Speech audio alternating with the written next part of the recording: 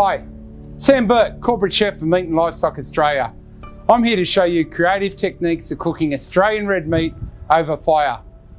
Today's dish, beef short ribs, low and slow in the American smoker. Australian beef short rib, located underneath the ribeye. So as the steak comes around, the bones come around, and this is the gelatinous cut at the bottom. It has to be treated with respect, cooked slowly, and you'll get a wonderful result. So the flavour's really in the low and slow of this dish. All I'm going to do is put salt and pepper on it. To accompany it, we've done a Hassleback pumpkin too, with chives, garlic, rosemary and parsley, along with a bit of olive oil. So for the first step, we prepare our pellets. What I've just got here is some standard wood pellets and some water for my smoker. So for the wood pellets, over here to the smoker.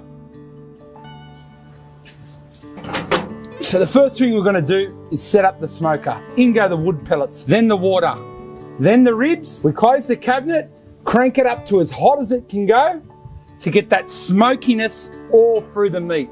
The smoking essentially starts in the first half an hour. So to get a good smoke ring, you need to get a high temperature when you get your short ribs in. We've got a good amount of fat on this short rib, so we're just going to add salt, pepper, and let the smoker do its work. Time to get this into the smoker. We've got 8 hours to cook this bad boy. Red meat always goes well with vegetables. Let's do the pumpkin. What we're going to do is put small incisions into the pumpkin. What this will do is let the flavours of the garlic, the rosemary, the chives, the parsley penetrate into the pumpkin. And it's also going to give a wonderful presentation when it roasts. Let's get this into the oven.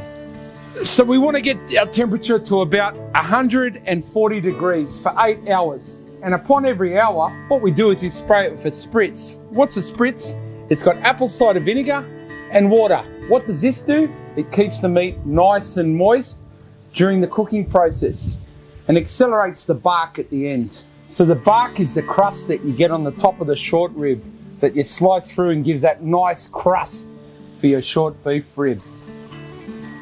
We've taken this out. It's been in for 8 hours at about 130 to 140 degrees. We've spritzed it every hour, and now we've got a nice, wonderful result.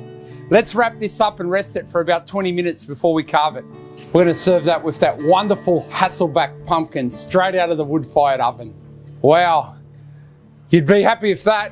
Join me next time in my backyard cooking Australian red meat over fire.